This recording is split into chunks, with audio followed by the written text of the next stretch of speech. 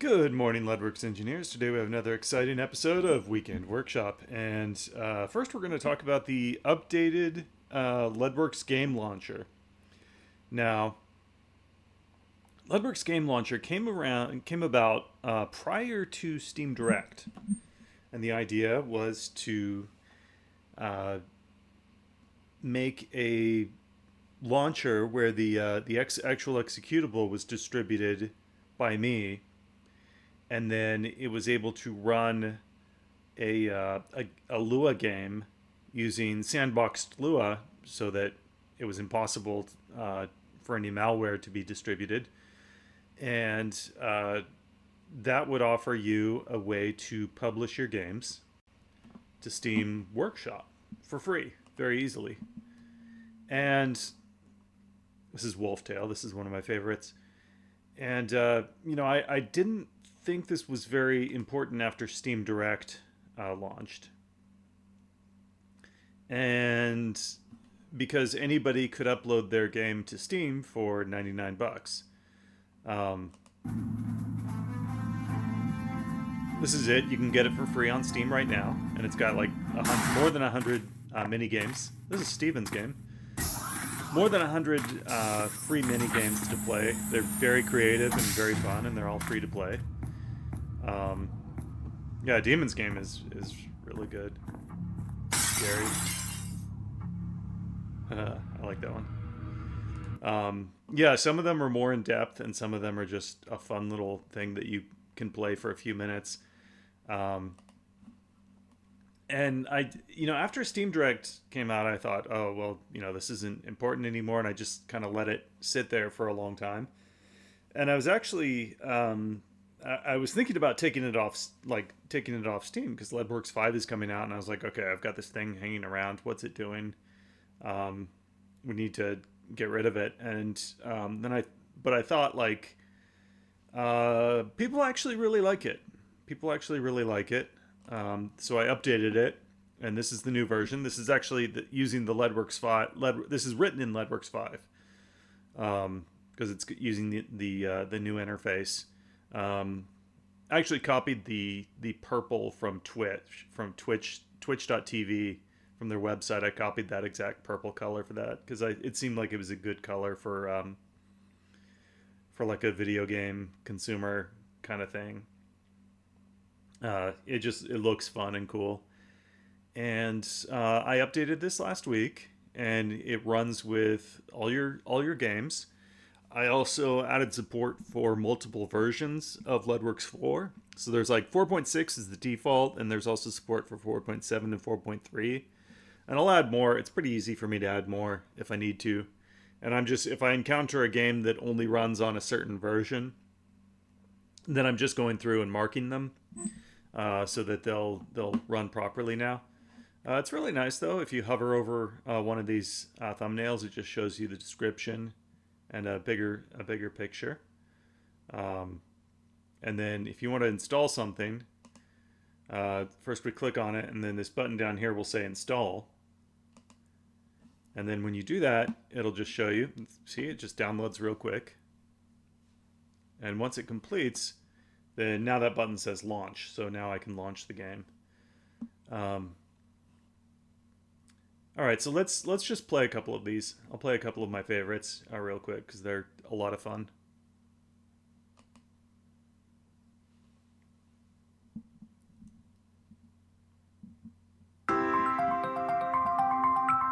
Little Dagon.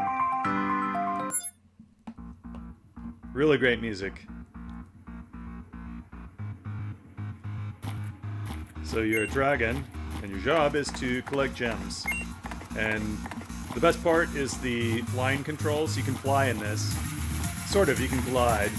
And to do that, you jump, and then when you're in the air,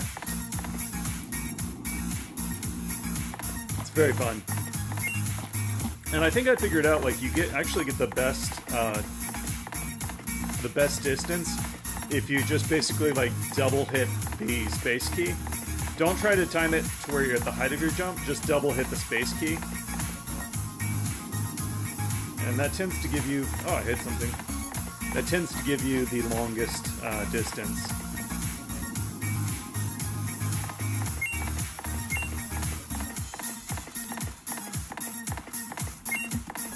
we'll let the music play through. It's coming to the really cool part.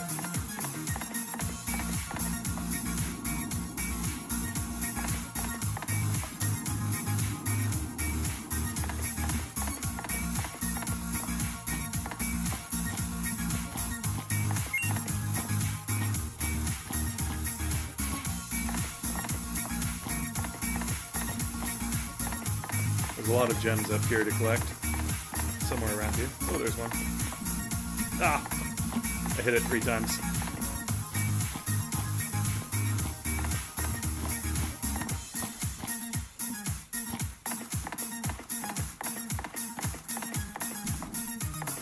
I'm trying to play this on the laptop too, which I'm not used to.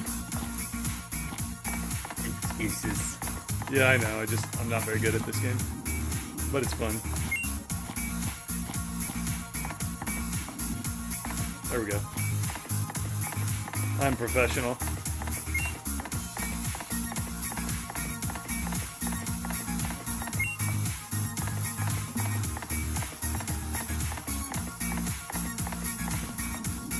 Ah!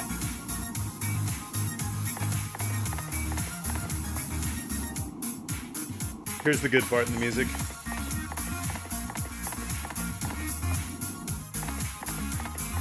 Gems! I need more gems!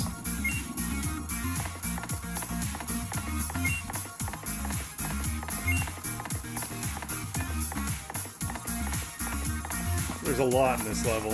Some of them are hidden pretty well, but I can find them all.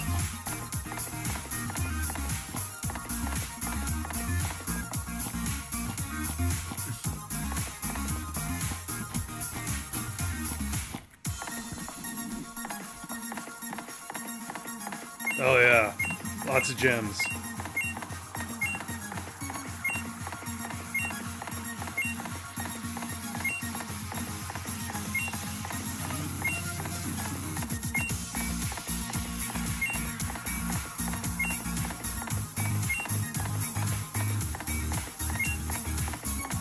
Give me more gems.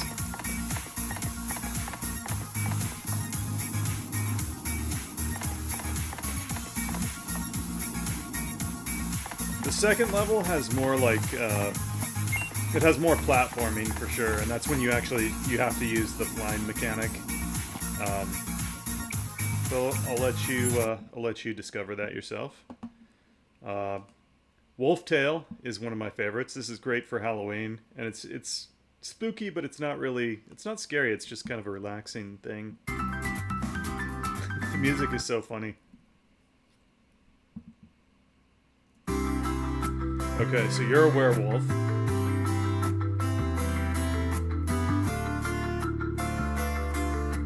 It says, locked, you need at least 2 pumpkins to pass. Right there, the sign says 2 pumpkins. Okay, well, there's 1 pumpkin. I love how he jumps up when he gets it.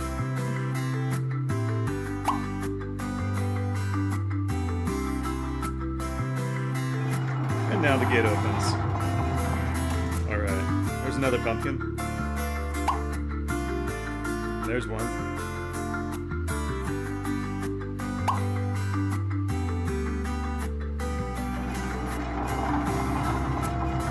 Alright, I can go in the graveyard, get my pumpkins.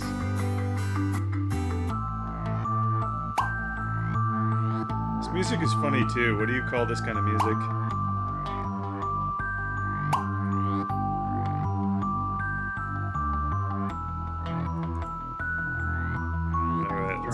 Graveyard. Let's see if I have enough pumpkins for this. I might need more. Oh, no. Puzzle solved.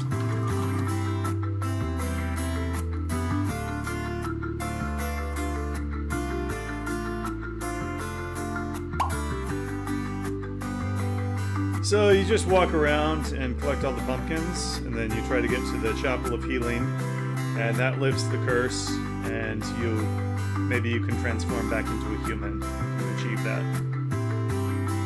And you will no longer be a werewolf. That's Wolf Tail. Very fun, and these games are all made in like 30 days. I think most of them, I think all of those 2 at least, were made for the game tournament. So the authors, I mean, they only had 1 month to work on it, and they did an amazing job.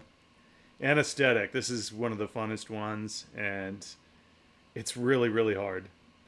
It's really fast. And I'm going to be terrible at it because I'm using a laptop mouse. But I am number... I'm on the leaderboard somewhere. Oh, I got on the Leadwerks software account. I got up to number 7 with 32. And my strategy for this is I'm going to use the rocket launcher. And then you want to just keep jumping because that makes you go faster. And you kind of collect them behind you.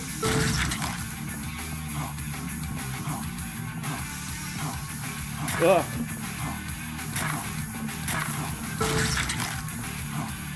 Because if they corner you, you're basically dead. Like that.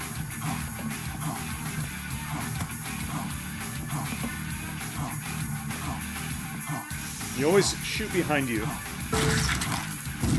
Don't shoot in front of you because that's got a lot of splash damage. So I got 13. That's actually a pretty good run.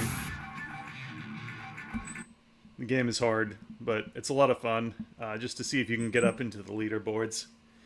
I think the highest score is like highest score is like 32, and the highest score on there, like one guy has like 134, and like the next person up, I think is the person who made the game, and his score is only like 60. So it's got a very high skill level. All right, one more. We'll play Log Riders. This is a really fun one too.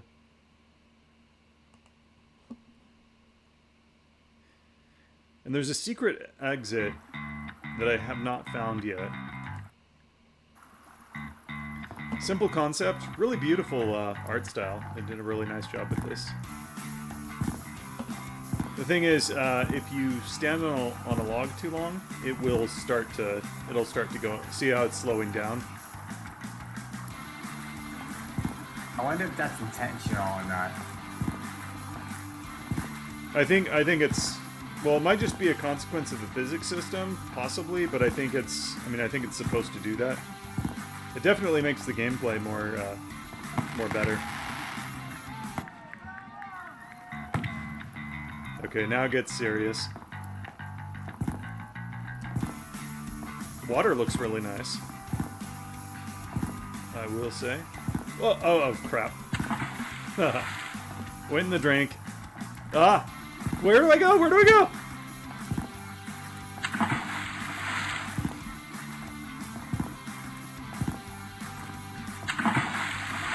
I remind everybody I am playing on a laptop. Okay. Now I can't just stay on that log. I have to kind of go back and forth. See how they're slowing down? Okay, gotta get around that. Okay, I think I'm good now. As long as I don't bounce off the ceiling here. Cool. I think I'm close enough. I can just, yeah.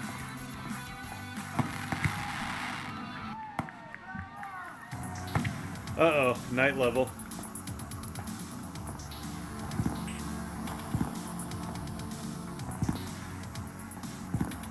Which way do we go? I don't know. I'm gonna go this way.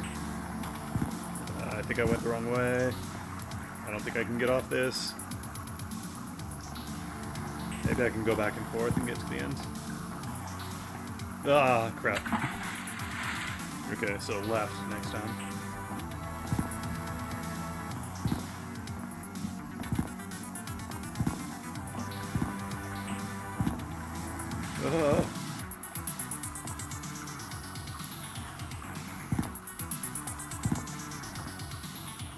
Come on, log. Oh no! There's an X there. What does it mean? It means I missed the exit. There's an exit I have to take. Where is it? You'll have to figure out yourself by playing Log Riders on Leadwerks Game Launcher. It's free on Steam, and it is very fun to play.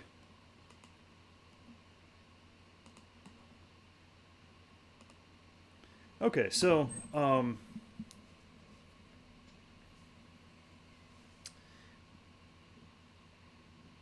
people like the game launcher, and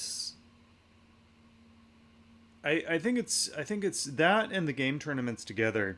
I think are really good because it gives people like something to participate and a definite goal. I mean, there's a definite like due date where you have to release something. Um, and if you don't have that, if you don't have a deadline, then it's easy to just, say, well, I'll add a little bit more, add a little bit more. Because there's always more features and something you want to add to the game.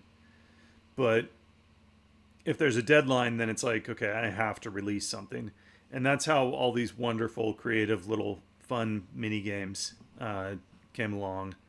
Most of which were made in 30 days. Many of these were done by people who had never written a game before at all.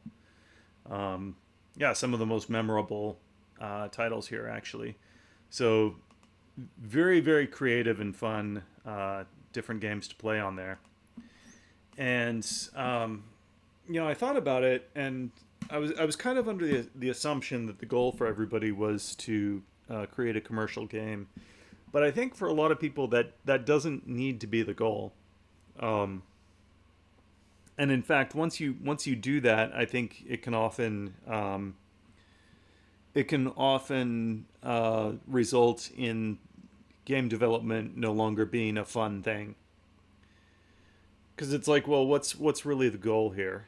Do you want to be a professional game developer and do this for your job? For most people, probably not. I mean, I am doing that professionally as my job, and being a professional game developer is not all fun and games. I have a lot of limits on like my creativity and what I'm able to do. And I thought back about like my own experience. The first game that I ever made money with, that I ever got paid to make, was Metal.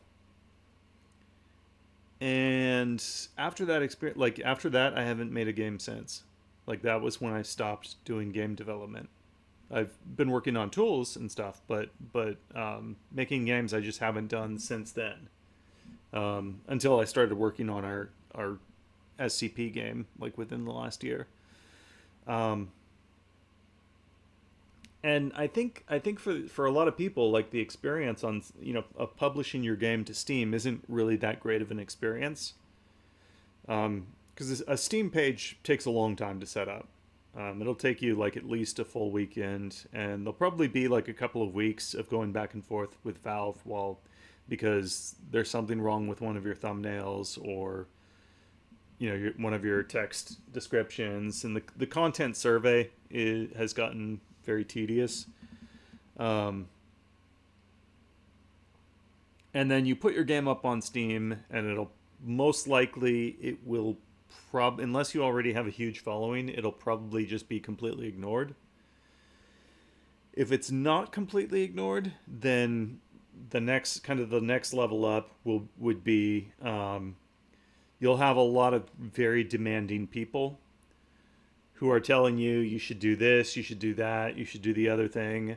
But at the same time, like they're telling you you need to do a lot of things that you don't really have the resources, but they're not giving you the resources you need to do it. So it's like, they're telling you to add all these different features and make it look like this other game, but at the same time, like, you don't have an artist, you don't have the money to hire an artist to do that.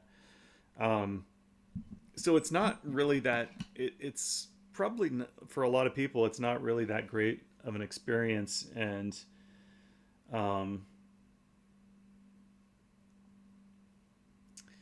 it's like, let's see, to be honest, to each his own. I've been prototyping for close to 10 years, always develop an understanding. I will likely put it on Steam. Crop screenshots work perfectly fine. Knocked out my Steam page after a few hours.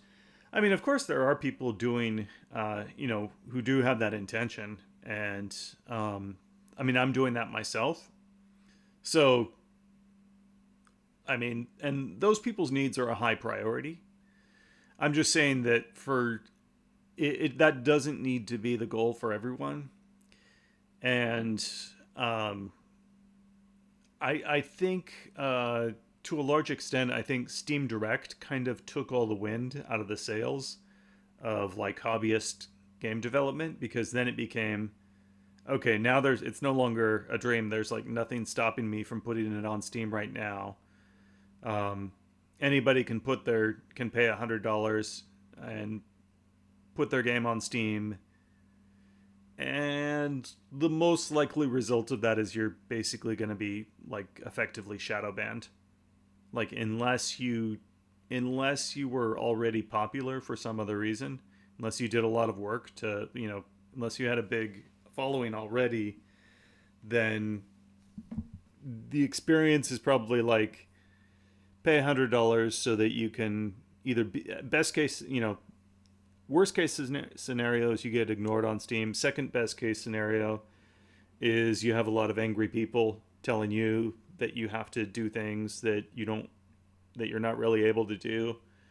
Um, like I read the reviews of like indie games on Steam, and I've seen some things that are like that I thought were very good. They just get like they get a lot of complaints and a lot of negativity, and if you're not used to dealing with that, it's got to be pretty. It's probably a pretty bad experience. Now, if you look at the comments and stuff on here, it's all very positive. Because nobody has like super high expectations. Everybody's just happy to see. It's just this creative thing where you don't have this like mm, it's just like not super critical. um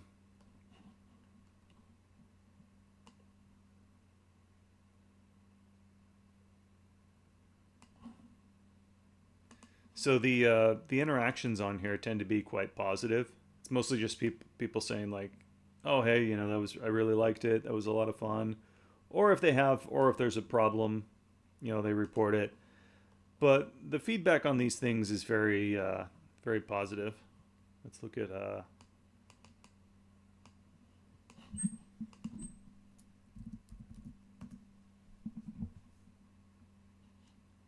at Little Dagon.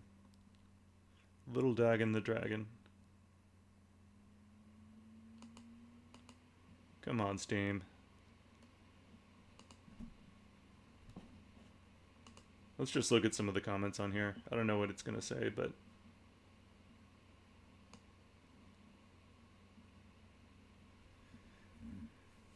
thanks, way to go. Woo, fantastic work. It's Spyro. Any chance of adding a double jump? Yeah, I mean it's people are just happy to share their work with their friends. Um, so I mean, if you are making a commercial game, of course I'll do everything to support that. But a lot of people just like doing it for fun, and it's like they already have their job. They don't, for a lot of people, game development is their hobby, and that's fine. Um, but I think what I've seen happen a few times is once money gets involved in that, then it goes from being a hobby to being a job that's very demanding and doesn't pay very well.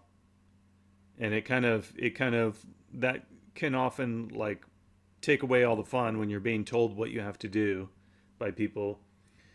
And it's kind of like what I've seen often happen is people release a game on Steam, and they don't have a very good experience with that. Either it doesn't have very much money, or the people playing it are very kind of negative. And then it's like, okay, well, my hobby is no longer fun, so I'm gonna get a new hobby now. I'm gonna play frisbee golf or something, some other hobby, or I'm gonna collect Pokemon cards or something because my hobby stopped being fun. I think that often happens. Um, and that's why, well, yeah, I mean, I'll skip a few Happy Meals and Starbucks for a few months. So, I mean, for a lot of people, like, they'd rather have the Happy Meals and Starbucks than just spend $100 so that they can get told that their game sucks.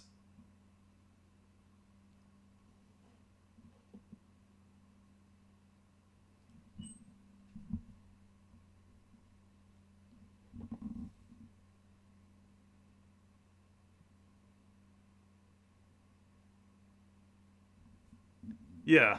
But I mean, a lot of people don't want to deal with that.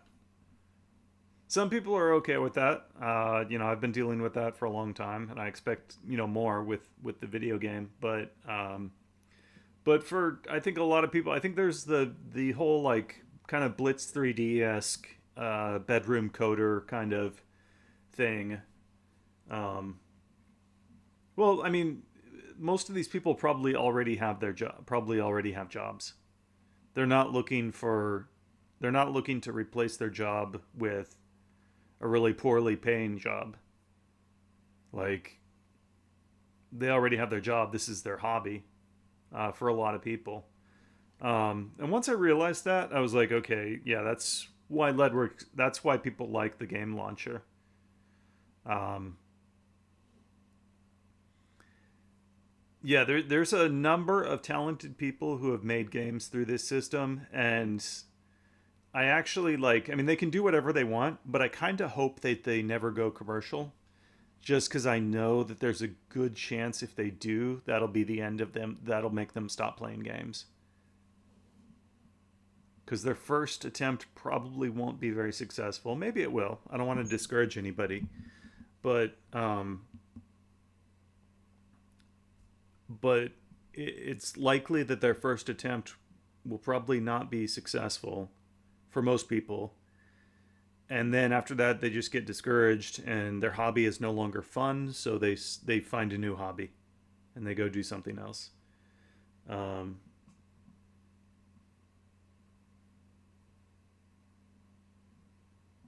yeah, but if it's under a game launcher, like nobody's negative, like people are just happy to. They don't have the same expectations because it's free, and it's more of just like a social thing where you're just playing something, you're just making something and releasing it, and it's fun just to see other people play your game and to tell your friends, hey, I have this, you can play it on Steam. That's kind of where the game launcher fits in. Um, so I think, I mean, for a lot of people, like that's their entire experience using Leadworks, and that's perfectly fine. I mean, it's okay to do it. You don't have to be. You shouldn't feel any pressure to be a professional game developer.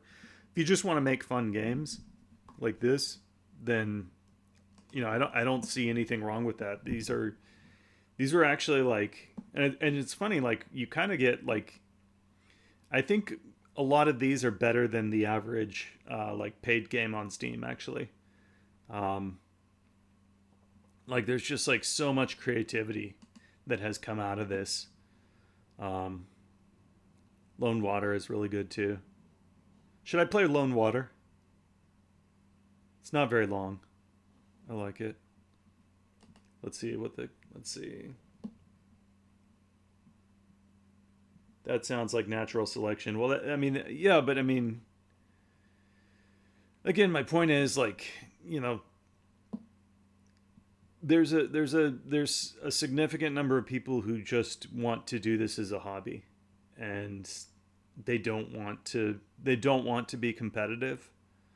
Um, and it's kind of like oftentimes like when you're just doing it for fun, you end up with a better end result. Not always, but sometimes. Um, like I definitely have seen a lot of creativity here. Let's play. Let's see what he's gonna say.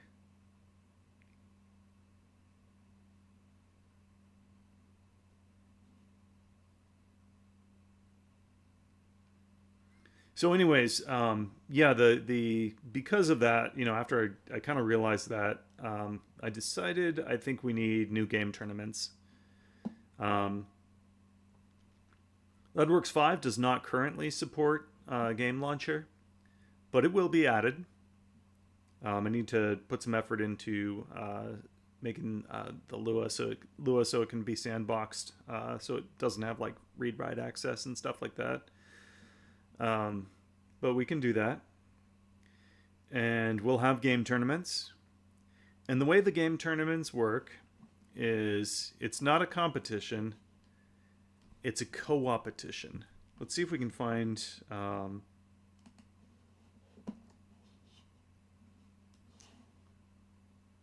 Let's see if we can find some Leadwerks game tournaments. Firefox, come on.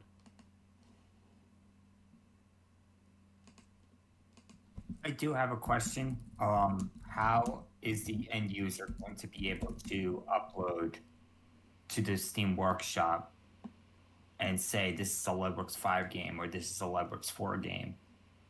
Um, by default, so there it uses tags. It uses a tag, and by default, if there is no tag, then it'll just assume 4.6, and then Okay. I'll just make it so that the new in the new implementation, it'll just automatically set. Oh, this is an old one. That's an old poster. It'll just automatically set the tag to indicate that it should be Leadworks 5.0. So I want to find that the poster that looks like a chalkboard. That one was really nice. So in the past, what we've done is we've done three main game tournaments per year. We do the winter games and the summer games, and the I think this might have actually been the first one. This might have been the first game tournament, and the Halloween game tournament is always a good one. That's why we have so many Halloween themed games. We also have a lot of Christmas themed games, and a lot of sort of like summer beach vacation games. Um, I think this might have been the first one. But the way these work is they're not a competition; they're a co-opetition, which means there's prizes, but everybody gets a prize. Um,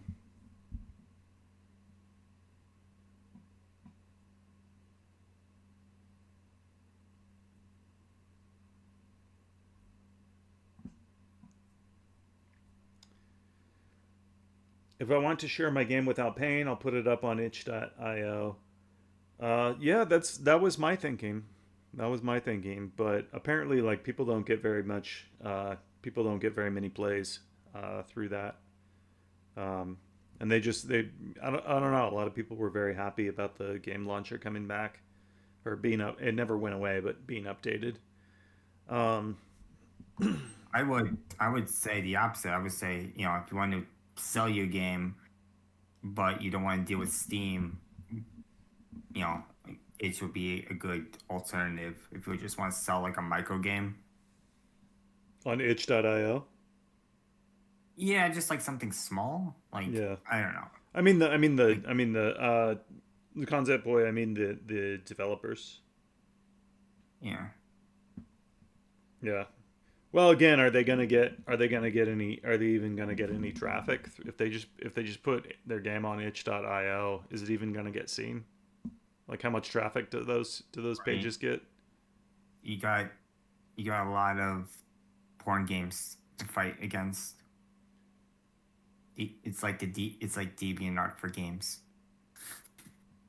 Right. So again, it's just like it's your yeah, blame the victim. Okay. Again, like I mean if you're a professional game developer, then yes. If you're a hobbyist, if you're a talented hobbyist who already has a job and just likes doing this for fun, which there's a lot of people like that, um, then all of this stuff you're describing, this hyper competitive, you know, thing, it stops sounding like fun.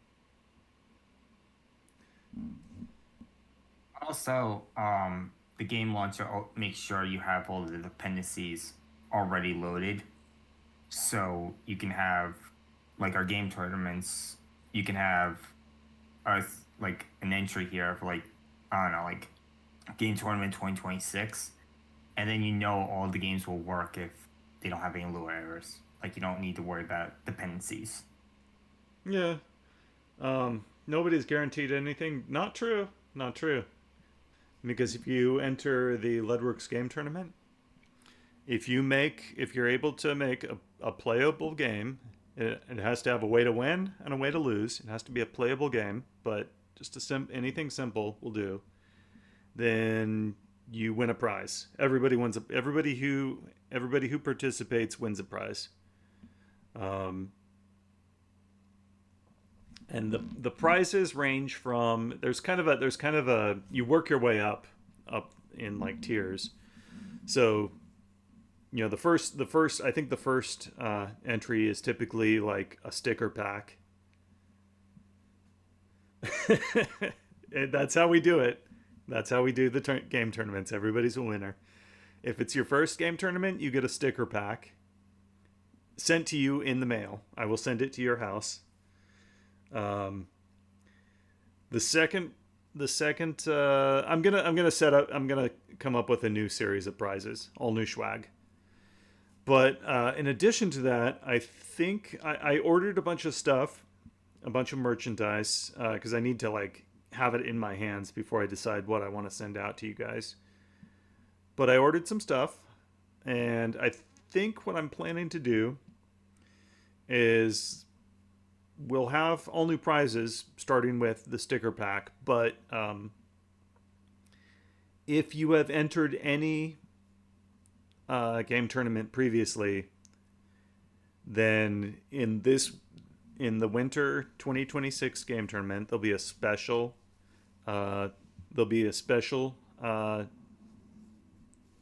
prize package. It'll be the returning champions prize package.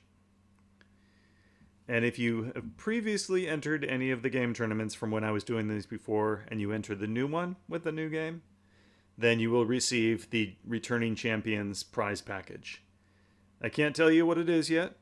I can't tell you what's in it because I haven't gotten all the things yet. But I ordered some things and they're pretty nice. And what did you use for creating the Leadwerks editor user interface? I created Leadwerks engine. That's the Leadwerks GUI system.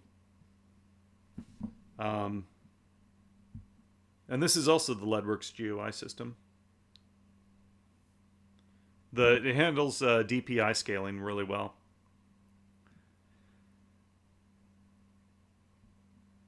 And it's skinnable. It really works.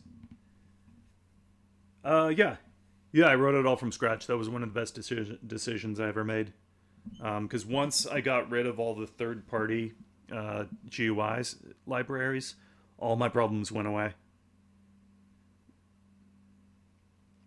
No, I don't use Qt or IMGUI or anything because, I mean, I've used a lot of third-party libraries and we have so many problems. I was using GTK and Win32 and Coco and Blitz, and we had so many user interface problems. And then,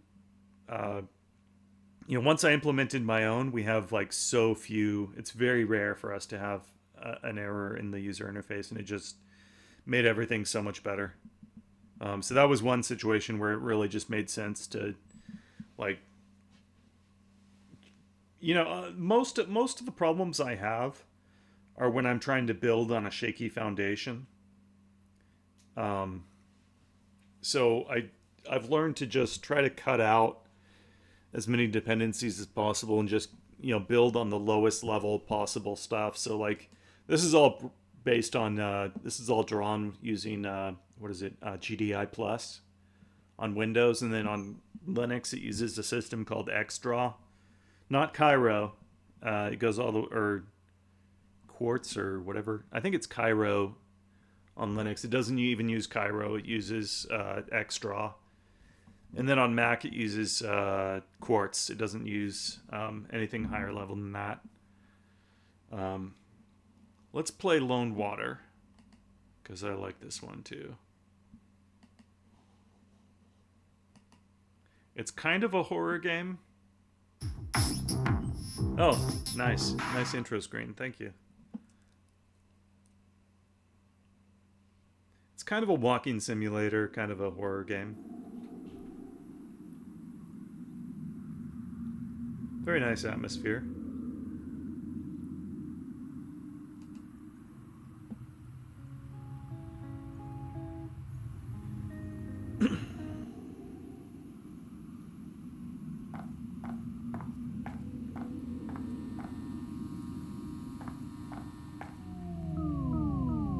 We didn't have enough time. It's all flooded.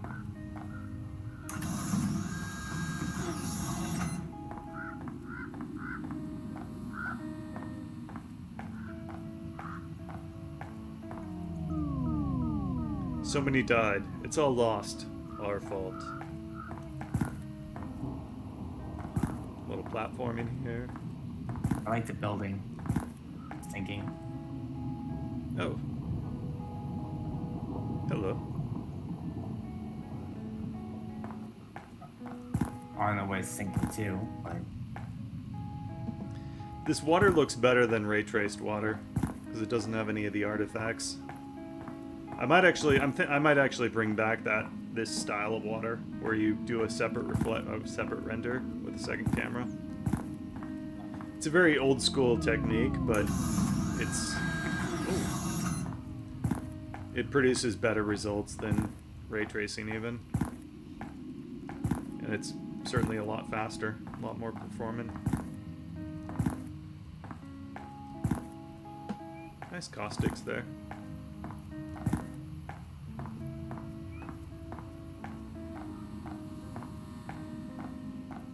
Yeah, it's a horror game, but it's like bright and sunny for now. Humans are a plague on the earth. Okay, now it's getting more... The messages are getting more strange.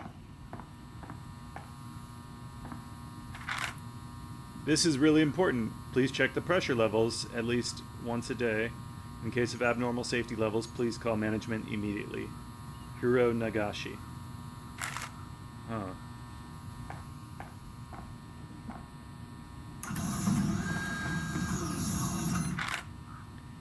Notice, we really care about your health. And in case of disease, stress, and other mental illness, please call management. Our team will dispatch a facility doctor right away. Again, from Hiro Nagashi. And that's that,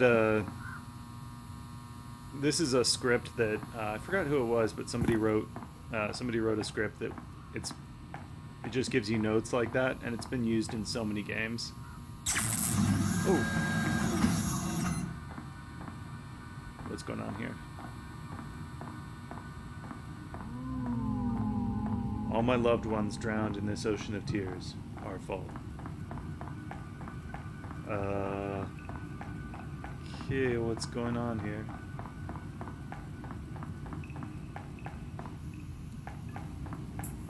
Wait, what? Is this the same?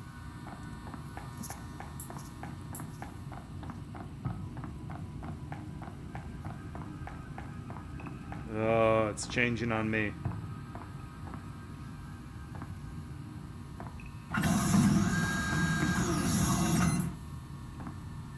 I don't like it when the world changes on me.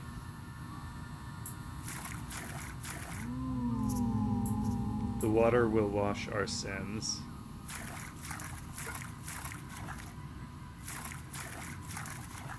That sounds like a happy time.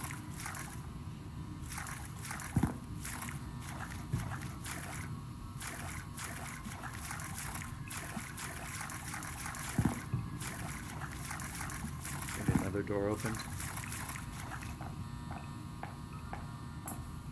Wait, have I been in here? Guess not. Mankind should not play God. I agree. This is a good message, positive message. Biohazard? Why is there a biohazard in here?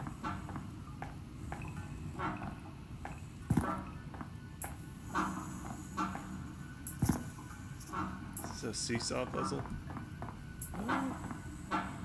Maybe.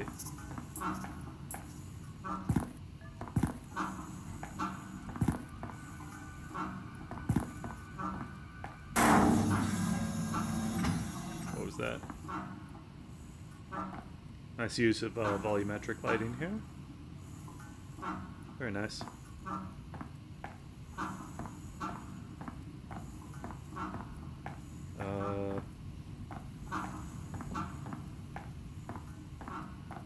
Yeah, I mean, this whole thing was made with...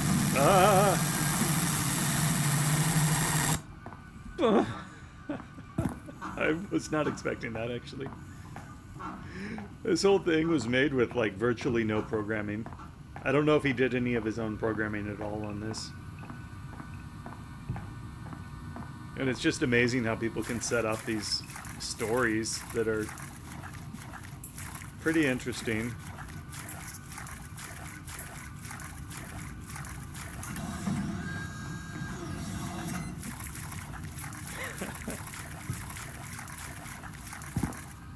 Okay.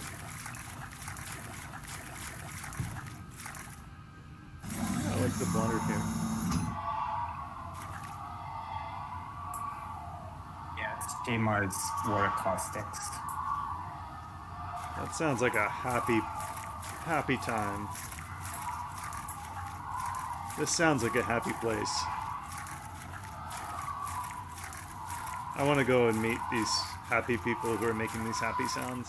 They sound very friendly.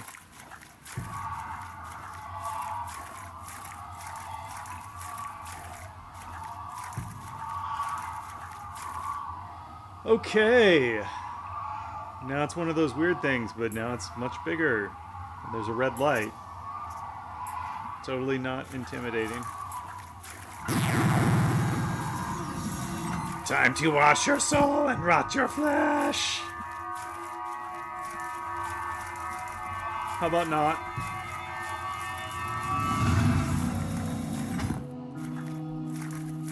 Wait.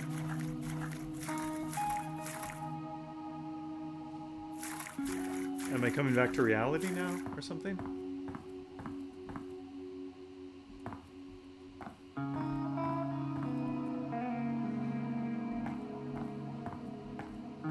No, I'm just in this really dirty building. I guess that's an upgrade. Oh, look at the floor. Very nice.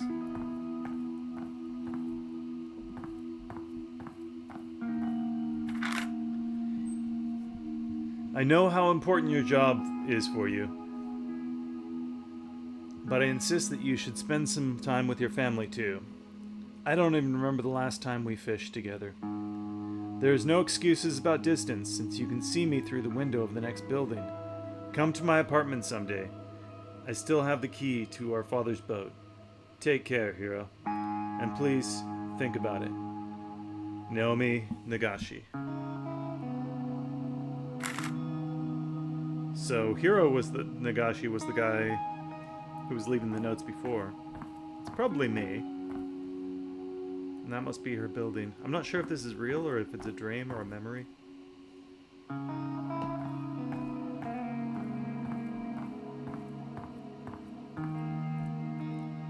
And so, my journey begins. I still don't remember how I got to this place. The only thing I know is that the name Nagashi sounds familiar to me. I need to know if I'm the only one alive in this world. And yet, am I alive at all? That's a good question. My only clue is to go to Naomi's apartment and find more answers.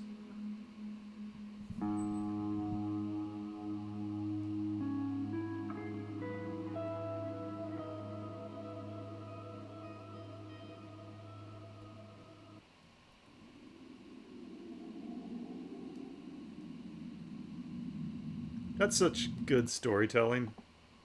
It's a very vague story. Like it doesn't tell you a whole lot of specifics. But at the same time, I mean, that tells you like several things. There was a disaster involving flooding somehow. There's some weird supernatural stuff going on. And it leaves you wanting more.